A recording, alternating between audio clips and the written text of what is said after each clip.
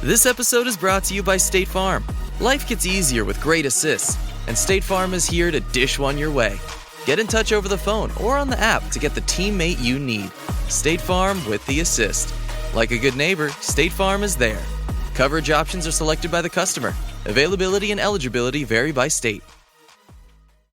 Gatorade is the #1 proven electrolyte blend designed to hydrate better than water. So you can lose more sweat and raise your game. Gatorade, is it in you? Not all meals are created equal. For instance, breakfast has the spicy egg McMuffin for a limited time, and lunch doesn't. McDonald's breakfast comes first. Ba-da-ba-ba-ba. Welcome to Wrestling with Heart, a podcast looking at pro wrestlers giving back to their community. Join me, Stanley Carr, as I interview wrestling's hottest names who use their platforms as entertainers to raise awareness and do community service. Hello and welcome to another edition of Wrestling with Heart. This is the show where we talk with professional wrestlers and professional wrestling personalities about their lives in and outside of the ring, as well as doing acts of charity work, community service, volunteering, and spreading positivity. We're always about the positive vibes here on the show. And with me right now, I've got a very special guest. She's a rising star in the UK wrestling scene. Pleased to welcome the one and only Lana Rae. Welcome to Wrestling with Heart. Hiya, thank you so much for having me. It means a lot. Yes, it's my pleasure. So, talk to me about your childhood and where are you from? So I'm originally from England in the UK. I moved around a lot as a child. So I always say I'm from like a little country town in the Cotswolds. I was just doing my thing as a child, just getting along, trying to find my way in the world. I was the least sporty kid as a child. I hated anything to do with sports, any physical activity. So it's quite funny what I do now. I was not a wrestling fan as a child. If anything, I used to always tease the other kids, like, oh, how do you like wrestling? Like, it's all fake. Like, I could never, watch it. And then I grew up as a teenager, and, obviously wrestling kind of had that period where it was really big. And also as a child, everyone seems to know it. And in the UK especially, if you didn't have Sky TV, it just wasn't an option to watch. So I never really saw it. And then when I got older, my family had a little bit more money. So we eventually got Sky TV. And my dad flicked through the channels and wrestling came on. It was like a WWE SmackDown. And it's really funny because my dad skipped it straight away. But I distinctly remember it being a tag match with Michelle McCool and Layla. I think they're against Beth Phoenix and Kelly. And for some reason, 'cause I've watched it back several years later, and I just distinctly remember it. And then he flicked through it oh, you won't like that, you hate it, blah, blah, blah. And then it was only in my teenage years when I actually started watching wrestling that I just fell in love. And yeah, I've just been addicted to it ever since. It's like a bug. It's like a drug, you get bitten by that bug. You get onto it real quickly. I mean, it's unbelievable. Oh, I was up till 6 a.m. just watching what I could on YouTube of the women's wrestling. And it was the Bella Twins. And oh, they're my favorites. And it was just all the Divas Era. And I was just suckered in, and I just had to constantly watch it. I came downstairs the next morning, and my dad was like, why are you looking at WWE? And I was like, I need to find all the women's episodes that I can find. Not really knowing much about it, thinking they would have a bit more time. No. So I'd be going through SmackDowns and fast forwarding them, and they'd be like, there's no women on this one, not bothered. No women on this one, not bothered. So yeah, I sort of was suck it in, and then I just grew up loving it. And then I was horrendously teased for loving wrestling.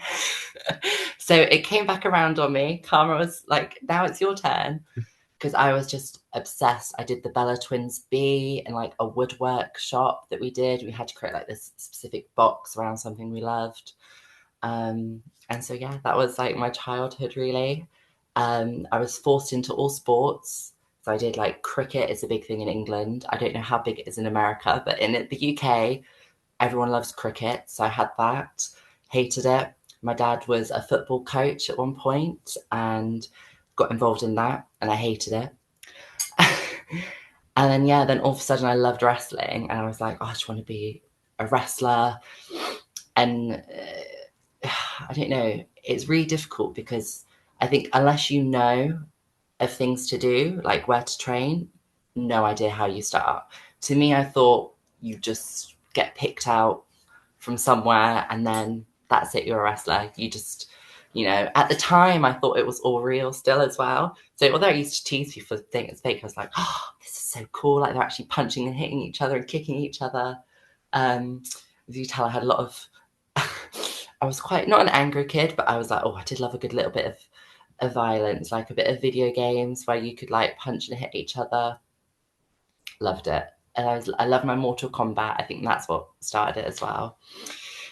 And yeah, it was just from there I fell in love. And then, God, I think I didn't start training till I was about 20. And this was post-COVID. So I fell in love with it. And then I was just like, I need to do it now or I'm just never going to do it. So I looked up schools in my area and which ones were where. And really, it was even like Googling schools was really difficult. And I didn't know any wrestlers. So like I wasn't in any online forums or anything. It was just following them on Instagram. And then I never saw any wrestling, like indie wrestling shows in the UK. So knew literally nothing about it. I joined one school and I just fell in love. And I was just like, either I'm going to hate it and never want to do it again. I took my first bump, my first session, and I was like, this is the best thing ever. I had work at 10 p.m. that evening. And then there was another session because it's like the Sunday sessions where everyone's welcome. And I finished at 4 a.m. I got on the train at 8 a.m. I went to my second ever wrestling session and I was just like, I was absolutely knackered by the end of it. And I just absolutely adored it. And then that's how everything began, really. I mean, you seem like you were never a big sports kind of girl, but you fell in love with wrestling so quickly, and it's amazing how everything kind of worked out. Before you got into wrestling, before all that stuff happened, what did you want to do? What did you want to get into? What did you hope to do? When you got older, did you have any passions? Like, were you into like the creative, like arts or music or anything like that?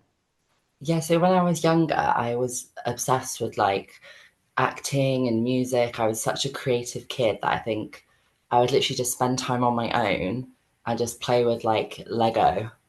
And I would just put a movie on in the background and I would just sit on my own, build like Lego, have like loads of different storylines. And oh, it was like EastEnders, honestly, I think some of the storylines I created for like my Lego characters.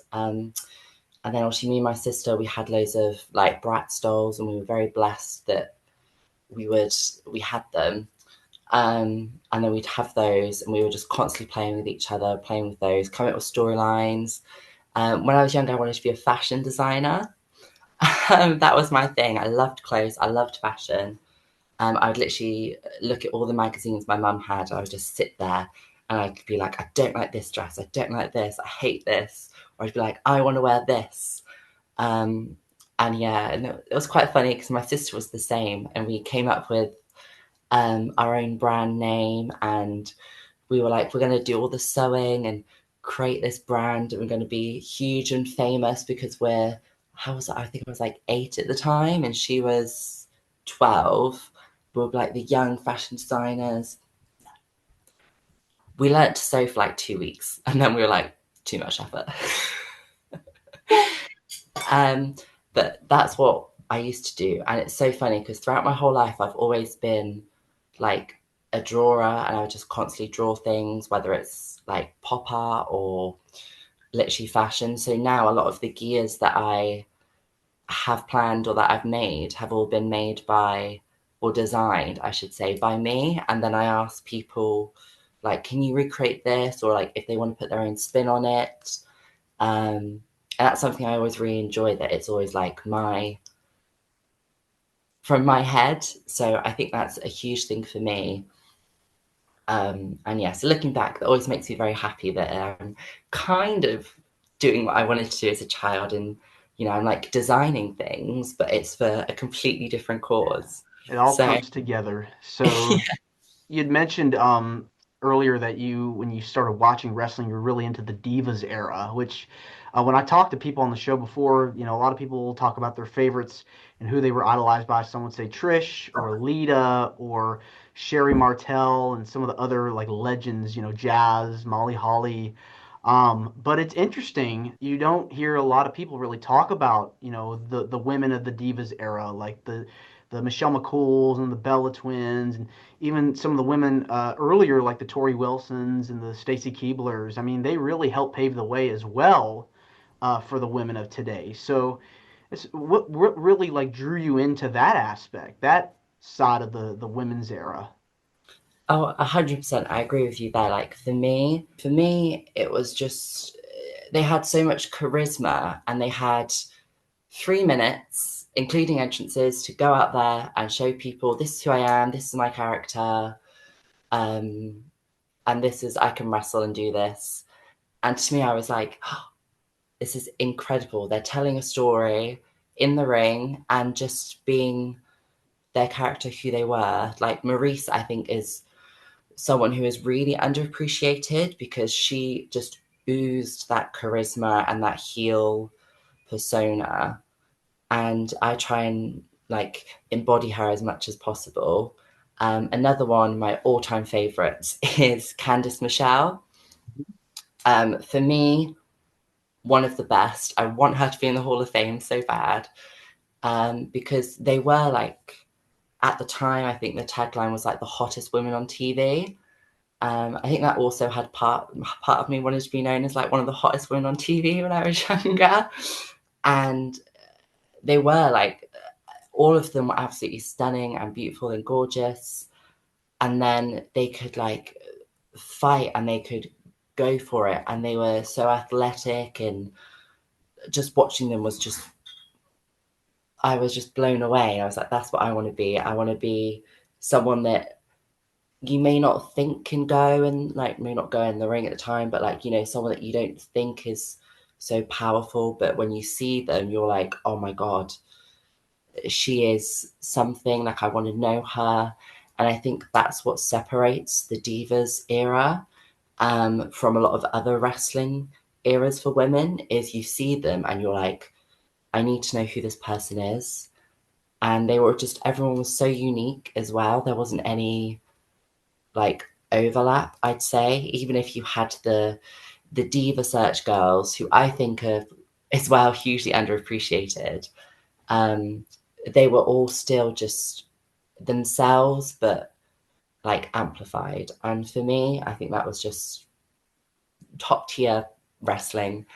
Um, and I think that's what I try and embody a lot as well in my, when I go out like and perform in front of people. I'm like, right, what would Candice Michelle do here? What would the divas do to get themselves seen? So yeah.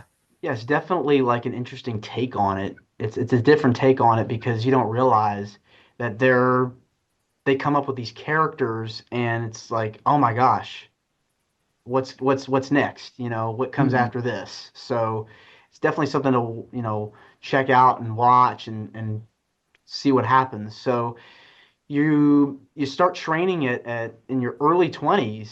Um, Talk to me about wrestling school. What was your experience like? Because when I've talked to people on the show, it really is intense to be able to go in and take those bumps. Oh yeah, so my first set of training sessions were very difficult. I had done like a bit of gym and like the occasional at-home workouts during COVID. So I had like an okay cardio, but then when you get into wrestling, it's so much more. You've got to, you've got to lift people, and then you've got to run, and then you've got to jump, and you've got to at the same time sell what you're doing, or like be like, ow, this really hurts, and act, and you've got to think. And I was just so blown up by all of it. I had bruises all down my arm. Running the ropes is the worst for me because I wear, that was bad, but I wear like quite little outfits in the ring. And so like literally if I run it a certain way or I accidentally run it wrong, as I say, I'll just have like a huge mark on my back and everyone's like, oh, what have you done? And I'm like, it's okay, I do wrestling, like no one's hitting me or anything. But it was so intense. And it can also be really difficult, I think, if I struggled a lot because I was such a big women's wrestling fan that they would say things like, we're doing what Bret Hart used to do, or doing Stone Cold Steve Austin used to do this. And I'd literally look at them and go, huh? Like, who are these people? And then I got a bit more educated. I was like, okay, if I need to take this seriously, I need to learn a bit more. But it was very intense. And I think it's difficult because you have people who trained there for like 20 years, they've been doing it, and they come from a different place of this is how it used to be. And it was very like the boys' locker room, like rib people. If you're late, you do 100 squats. And so it's very difficult in my first school. And then I got injured. For the first time, I broke my collarbone. And then I came back, and then I moved to a different school that I'm at now, New Wave Wrestling in Wales. I went there, and it was just so different. It was so like uplifting. We want everyone to have fun, and that was the main thing for me. Like every session, it was serious. You're not there like, oh, let's just get the mats out and do what we want to do, which I had it a couple of sessions before. It was, this is what we're doing, this is how we're going to do it, but we're going to keep it fun. And, you're nice and you're respectful to everyone. You pair up with someone. All the advanced people on shows would go for the new people. So I was paired up with like loads of people on shows in the UK, which is brilliant because it helps the advanced people see how to work with new people, and then it helps the new people learn, oh, this is how they do it, like so they're moving like this, how can I do that? I think that's a key. But oh my god, it's still intense. In the UK, it's either at the moment super duper hot, and so we're just sweating away. And then, or in the winter, it's really cold and you're like freezing, and you're in like a little unit in a random like warehouse, just like, okay, I need to get in the ring and run the ropes. And then you're still cold and your breath is like hurting to breathe because it's so cold. But it's the best. I think training is one of my favorite parts of it because you're constantly learning, and I don't think anyone is particularly professional unless they do it like on a major scale, is my personal opinion, because I think you're just constantly learning. Like when you're on shows, you're going to learn this crowd reacts like this. This move's not really that good, let me get rid of it. Whereas in like the training school, it's very much try it, just see what you do. Oh, you can't do that move that you wanted to do? Okay, well, we'll give you something else that's similar or more your style. And yeah, it's just one of my favorite parts. Have you gotten any pieces of advice from your trainers that you've been able to apply and are still able to apply today? Definitely to have fun with everything. When I first started, I used to be really hard on myself. I was very much sort of, I can't do this anymore. Like I would just stop the session. I would go cry in my friend's car. I'd be like, I've done awful. And I wouldn't see how far I've come. And so as they always say to me now, have fun. Oh, well, you like bashed heads with someone. Like, of course you're going to do that. You're not going to be perfect throughout everything. And then another one was just look back at where you started and see how far you've come. I think it's huge and you can apply it to everything in life. Is literally when you first start wrestling, you don't know what you're doing. You don't know how to take a bump. You might have watched some videos online, but you don't know how to actually do it until you get in there. I look back at when I first went to wrestling and I was very not sure of myself. Like I knew what I wanted to do, but I wasn't sure on how I'd get there and how to do it. And now I'm like, I know what I want to do. I'm doing what I want to do. And it's just those little things of just every time I do something new, it's a new goal and something that past me wouldn't have been able to do. And that just, it makes my heart really happy. Because yeah, I just wouldn't, 20-year-old me wouldn't think what 23-year-old me is able to do now. And that's just one of the things I think, yeah. The little things, it's It's, those details that you're kind of yeah, putting in to make that match or whatever you're into, work, when yeah. you're wrestling. Those little details, I think they help so much. Now, so far, I know you started as a valet working with a tag team. Let's talk about that. Oh my God, yeah. So I started technically originally as a valet from my friend Nadia Sapphire when I went to Vegas 2 years ago. And that was my big, I'd broken my collarbone again. And that was my big moment to be like, let's go out to Vegas at this like convention. So I was thinking not many people are going to be there. I walk out, I'm all ready. There's like 300 people there waiting. And I'm like, oh God, like it's actually now. A little I went stressful. out. Yeah. I was like, oh, there's a lot of people here. We went out together. Bizarre. I adored it. And then I did 2 shows in Vegas. And then I flew back home and I was supposed to be a valet for Nadia and for the boys sooner, but then I had to have surgery on the collarbone that I had broken because it had like re-broke itself from just traveling and I was back to training because they said I was cleared to wrestle. I wasn't. And so, yeah, I had surgery on it in October and that was difficult because I just couldn't do anything. I'd gained a load of weight from not being able to gym. And then I came back in February as a valet for the boys. And that was just, I like to think of it as like just a click moment. Um, it just seemed to work. Like everything seemed to fall into place. I had like this outfit plan that I wanted to wear for a return. I wore it first time with the Blockbusters, this like pink bodysuit. And then I had the boys were in pink and we just got along previously and it just worked and we just clicked. And I just thought, I actually love this. And it's quite funny because all my favorites, they were valets or they were in trios. And so I was like, right, this is my diva moment. Like, let's go out there. Let's be a traditional manager. Because at the time I couldn't wrestle. So it was a full on, like, do not hit me, do not touch me, like, don't move me, don't ask me to do anything.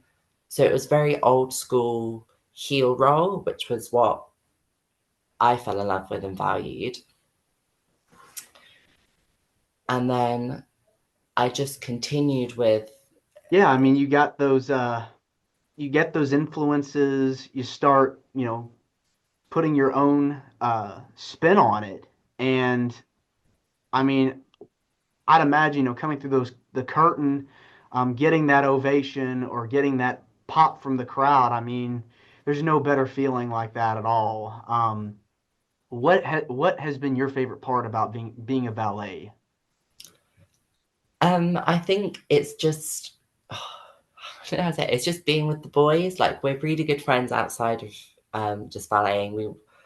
And so I just love coming up with ideas for things, for promos, for photos. Like, we just have fun with it. We're serious about it, but we also, we're wrestlers. Like, let's do something a bit silly. Like, what would like get us noticed, but what would also be like a funny inside joke that we do. And just being with them is just so much fun and something that I want to continue now I can wrestle.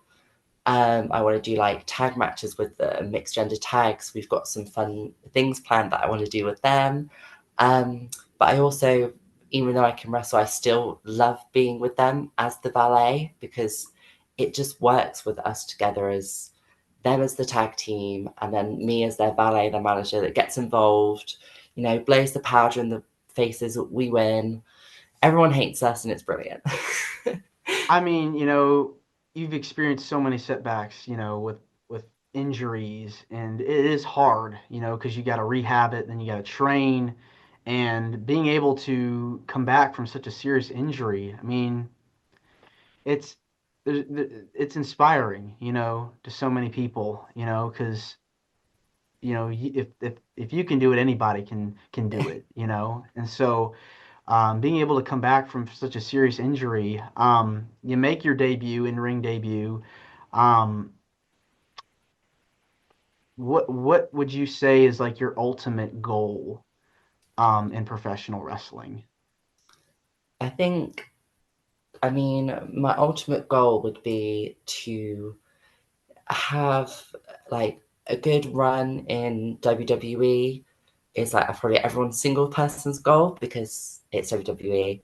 But to have a run in WWE that is so, whether long or short, just really impactful and gets lots of more people interested in wrestling, but also continue with the whole like diva style persona and get more people invested in that era and watching that so they get their recognition. I think now they are because all of like the women in WWE are talking about Total Divas and everyone's like, this was how we got into it. But I say that's definitely the big thing is to be in WWE, have my dream come true, and then also just do it for just like my family and friends and be like, I can do this. And that like I made something of myself because I think,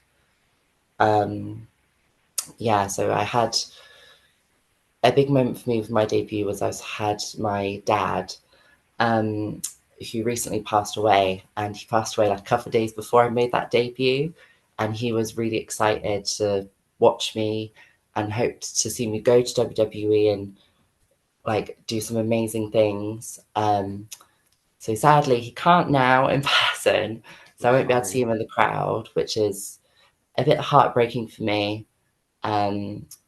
It was a big struggle to go out there at first because I just felt this wave of emotion and adrenaline. And then I was like, I just said to him, look, I know you're up there, so make sure you're watching. And I said, and have Elvis Presley watch as well, because he's someone that we always used to listen to together. So yeah, just do it for him as well. So I'll carry him with me in every match.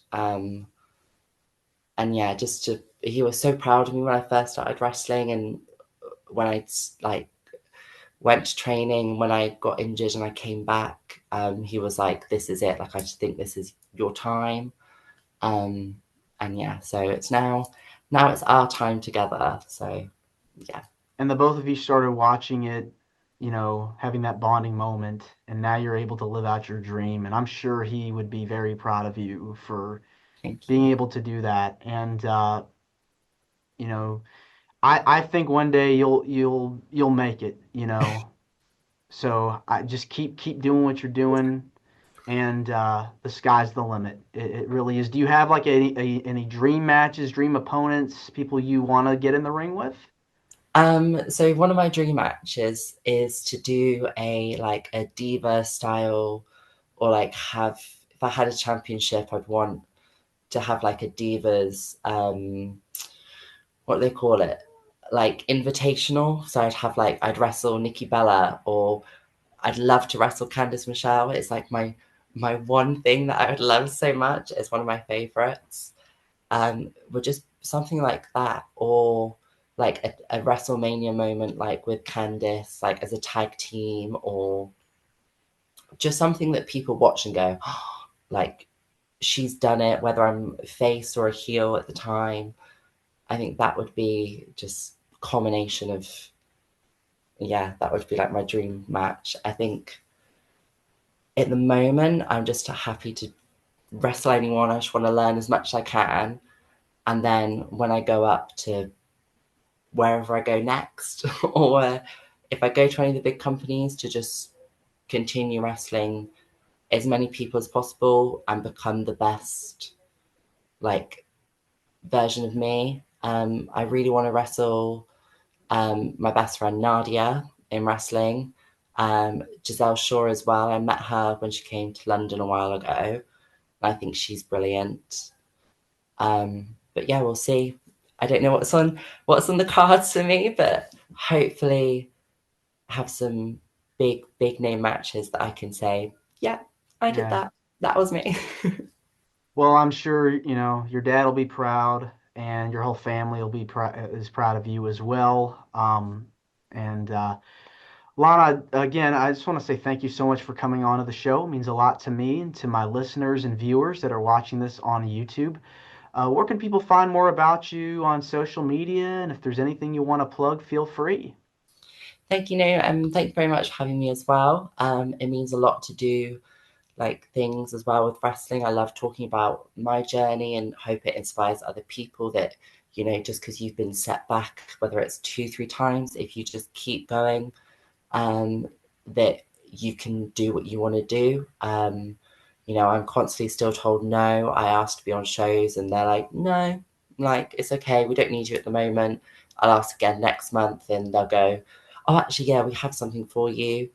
And so that's a big thing for me. From all my social medias, it's just, I think it's legs_Lana Rae on Instagram. And my TikTok is just where I'm sort of have a bit more fun. I mess around a bit, and that's just legs Lana Rae. Is one word because I mistyped my username. So yeah, but that's about it. I think I don't have too much to plug at the moment. I've got some dates in my diary coming up, but I've got to keep those quiet. So I've got some big things coming, some debuts that are going to happen. And then, yeah, that's literally everything. All right. Well, Lana, thanks again, and you're more than welcome to come back. Brilliant. Thank you. I would love to. Hopefully, in like a year or something, we'll do an interview and I'll say, I did all this. Yeah, we'll do a part 2. Yes. Continuation of everything that you're doing. So, thanks again.